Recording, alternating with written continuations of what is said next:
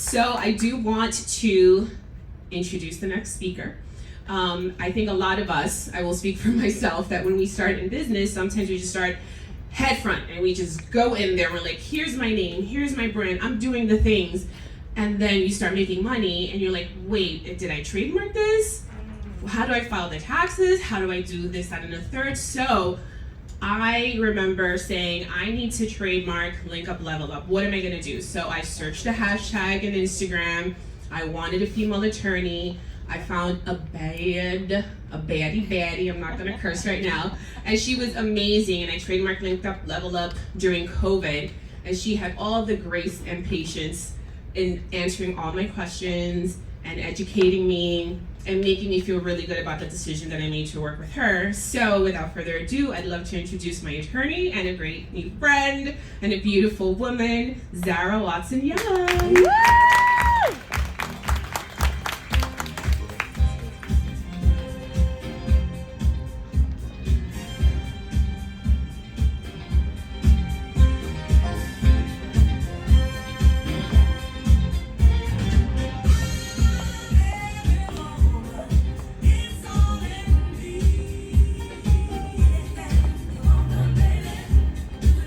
Good afternoon, everyone. How's everyone feeling? So excited to be here. Last time I was here, I was, 9.5 months pregnant, and I was sitting down and I couldn't really move, so I'm really happy to have the flexibility to move around now. I'm Zara Watson-Young. I am the co-founder of Watson-Young Law. We specialize in intellectual property, specifically trademark law. Let me just switch my slides. We are dedicated to serving female founders. I founded a law firm in 2017. My husband joined us in 2022. We are a husband and wife team. We've worked with over 900 brands all over the world, and again, specifically with trademarking. Okay, so I have a few questions. So how many people here own businesses? Raise your hand. Amazing, congratulations. How many people here have an LLC or some sort of legal entity? Amazing. How many of you know or may not know that owning an LLC does not mean that you own your brand? Raise your hand. Oh, I love it. Okay, great. Oftentimes we have business owners who come to us saying, oh, I have an LLC, I'm protected, I don't need a trademark, I can go after everyone. That's not true, okay? I wanna demystify that, because that is putting you in jeopardy. So it's really, really important to understand the difference between owning an LLC and owning a trademark. An LLC protects you from liability. Okay, in the event that a creditor, God forbid, comes after you, your personal assets will not be touched. Okay, so if you have a home, if you have a car, your personal bank accounts, all of that is protected under your LLC. However, with a trademark, if someone is copying your brand, the only way to go after them is if you have a registered trademark. Okay, so it's very, very important to understand that difference.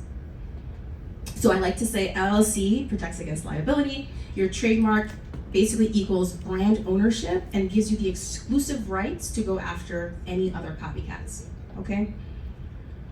Okay, so let's understand the difference between the three types of intellectual property. So there's copyrights, trademarks, and patents. Those are basically the three umbrellas of intellectual property law.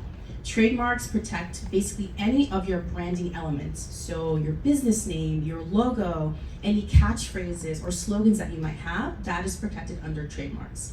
Copyright law basically protects content. So think of an author, an artist, any of the substantive creative works that you're creating, that is protected under copyright law. And then patents protects inventions. So this microphone, right? This is an invention, it's a novel invention. Your television, a microwave, right? These are all inventions that are protected under patents. So these three areas protect your intellectual property. Today we're gonna be focusing, like I said, on trademark law. Okay, so think of some of your favorite brands, right? Like many of us, most of us are women here, right? So a lot of us love shopping, we love branding. They're all protected under trademarks, right? So I wanted to share some famous brands with you guys and just to show you the long-term brand protection that they have. So Chanel, for example, they trademarked in 1985. Hermes trademarked in 1978. Okay, so they've been around for decades and have protected their brands for decades. Nike, Coca-Cola, right? These are some of these are some very well-known brands, and they all have trademarks.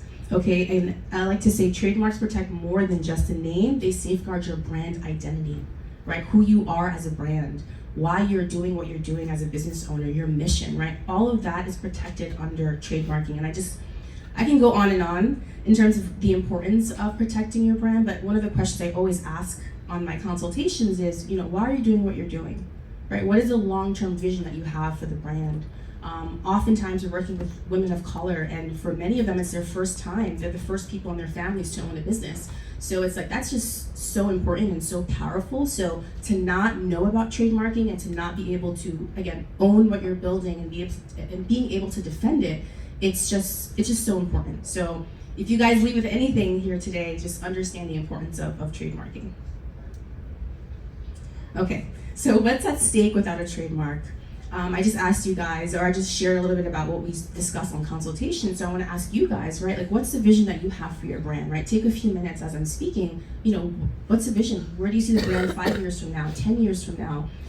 Do you see yourself writing a book if you haven't already? Do you see yourself doing more public speaking events? Maybe doing consulting, teaching other people what you're doing right now, right? So again, what is that long-term vision? And imagine losing that. Imagine having to rebrand, having to spend tens of thousands of dollars in a negotiation to buy back a name, right? These are situations and scenarios that we've had to deal with. Having to throw away $40,000 in product packaging. That happened to one of our clients. She is a jewelry designer, and she basically spent $40,000 in creating product packaging, came to us after doing that, and then we did a trademark search, and then come to find out the name was already taken. So she had to literally throw away everything, right? So there's a lot at stake. For many of our clients, this is their livelihood. I'm gonna try to share a clip with you. We had an event planner, very well known in the space. She was on Bravo TV, she was on VH1, and essentially Elle magazine came after her, right? She's been doing this for, oh my gosh, maybe 2-3 decades now, and she's pretty well known in the event/wedding planning space. And Elle magazine, their lawyers reached out to us, and this is a very long story, but essentially they came after her. She didn't really tell us. It's okay.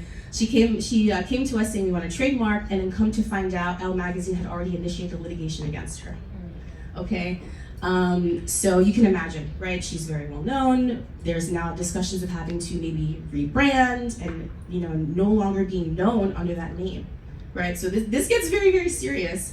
So luckily we were able to settle, and we were able to basically just make a very slight alteration to the name, but she was able to keep essentially the name, keep all her social media handles, keep her website.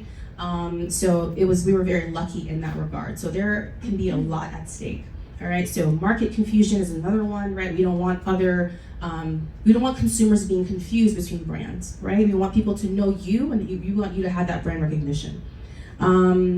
Diluted brand value, right? So if there's a lot of people in the space using a similar name, or catchphrases are very popular, right? That's just going to really dilute your brand. And then legal limitations. If you don't have a registered trademark, you don't really have any legal recourse, right? A judge is not going to award you a certain amount of monetary damages if you don't have a registered trademark. So it's very, very important. So this was supposed to be a video, but it's okay.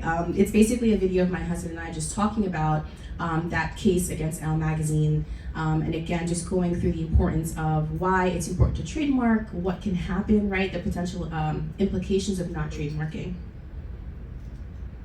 Okay, so how do we do that, right? How do we trademark? The very first thing I usually ask is, do you have a legal entity, right? And the most common one is an LLC. And the reason we want to make sure that you have an LLC prior to trademarking is because your LLC basically will own your trademark. Your trademark is an asset, so we want to make sure that it's owned by your legal entity. You don't want your trademark being owned by you, the individual. It has to be your legal entity. So once that's taken care of, we'll basically do what's called a comprehensive search. So we need to make sure that the name or logo or slogan that you're thinking of trademarking is available. So it's called a comprehensive search. We will go through all of 50 state trademark databases along with the USPTO, the United States Patent and Trademark Office, to make sure that the name is available. Oftentimes people will come to me and say, oh, I've done my search, I've gone on Google, the name is available. No, right? We have to do a very comprehensive search. There are platforms and there's software that we use to make sure that we're doing a very, very thorough search. The USPTO, or the United States Patent and Trademark Office, their database is very literal. For example, if you type in Starbucks with no S, that will not appear as a registered trademark, right? And obviously Starbucks is trademarked, right? So you need to make sure that you're working with a professional, licensed attorney who knows what they're doing and who will do a proper search for you.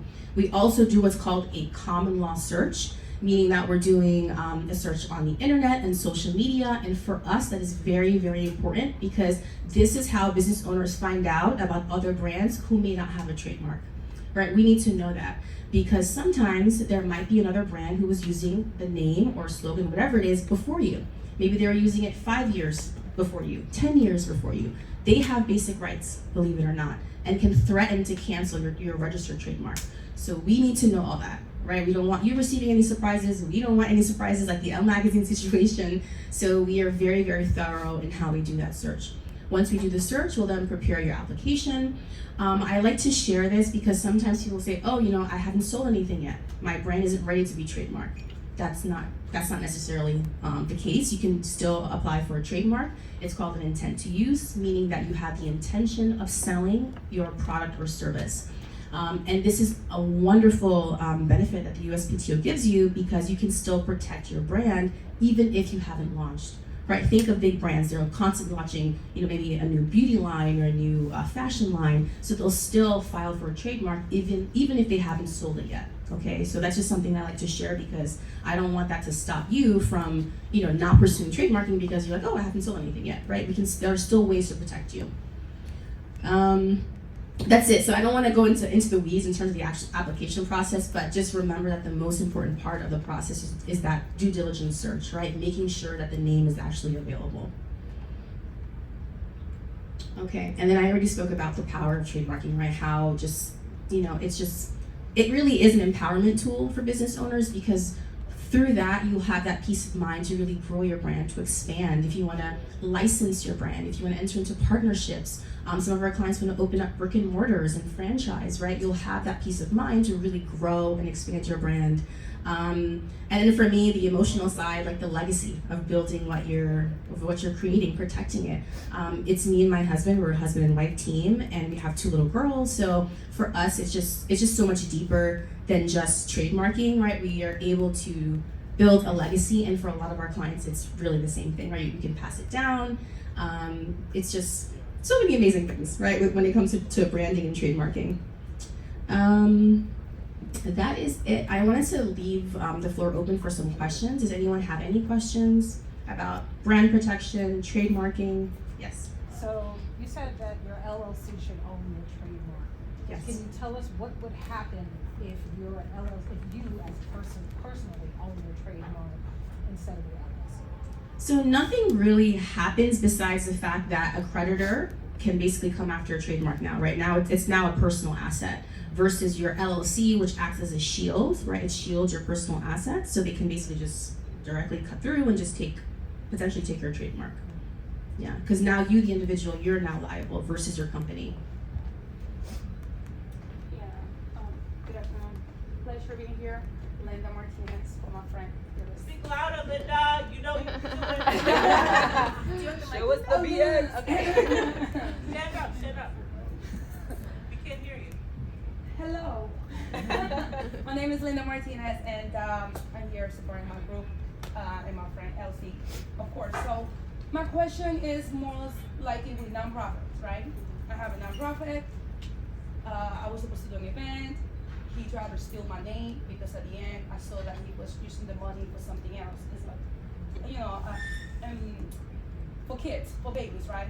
A nonprofit, so I take that to the heart when it comes to children. So I use Dawn Florio as my lawyer. I have never used her, but I tell everybody she's my lawyer. Don't play with her, right? And then I use her for family, criminal, everything, right? When they hear Dawn Florio, they kind of step back, right? So I was like, please, let's just negotiate because this is my, I did the domain, I did the emails, everything. I think I missed the trademarking part. And I guess that's why he felt that he was winning. However, he ended up giving it back to me after a little back and forth. So my question to you is, when you find yourself in these situations in which the person families are involved. It's like a thin line to not hurt that person and go and seek for legal advice. What would be my best advice? Because I almost lost my nonprofit, and this is like my baby, loving member of my daughter nonprofit. So it got a little ugly. Now we're not friends anymore. Yeah, well, I'm really sorry that happens. It happens more often than you think. I always recommend, Elsie probably heard me speak about this before, the importance of having a contract. Even if you're entering into a deal with a family member or a friend, right? It's so important to have your terms laid out, who's gonna own what, who's responsible for what, the expectations of every party. So contracts in most situations will help in terms of delineating that. But in terms of, so did he file for anything? Now that you mentioned that, I guess the discrepancy happened. I was active duty. My domain, she said it, my domain, like you stole her domain, like intentionally. So I think he was kind of looking for my domain. I was active duty and kind of expired. I went to get it back and he bought it. So he took over the domain and everything, and then he filed like that was not, because he kind of loved the name, Tiny Taxes. So he did file for a trademark? Yes. But No, actually he tried to kind of start the process, but Okay, yeah. okay, well that's good. Linda, set up a consultation. Yeah, I was gonna say, we can definitely speak about Yeah, it. I tried to take the information already. Oh, great. I have a very quick question. Yes. My name is Dawn Florio, as Linda Martinez says, I am an attorney. Well, Elsie did my fabulous website, and she did, what is it called? The thing with the ponytail? What is it? I designed her logo. Yes. My logo. Which I've seen before. It's fabulous. So, I'll just send you the best information. I'm definitely gonna get my law firm, PLLC, Trademark, I'm gonna call you. And can I, trademark or copyright my logo? Yes. So when it comes to trademarking, you can trademark your business name, any logos that you have, and just for some designers, right? So there's different types of logos. So you have I'm not gonna go into the detail, Elsie don't kill me, but there's your primary logo, your sub logos, sub marks. And it's always important to understand that each of those branding elements will require, well, not necessarily required, but they can be trademarked. The government treats each logo separately. So I always get the question, I have a slight variation of the logo, do I have to trademark for that as well? The answer is yes, if you want to protect it. But for your main logo, yes, you can protect Can you it. give everybody your contact information? Yes, I actually have it here. You probably can't see it. So my website is watsonandyoung.com, Just give us your number. 844-659-0358. Thank you. That's our office number. And if you want my email, I can give that to you. Yeah. Do you, okay, good. Any other questions? Fabulous. Thank you guys.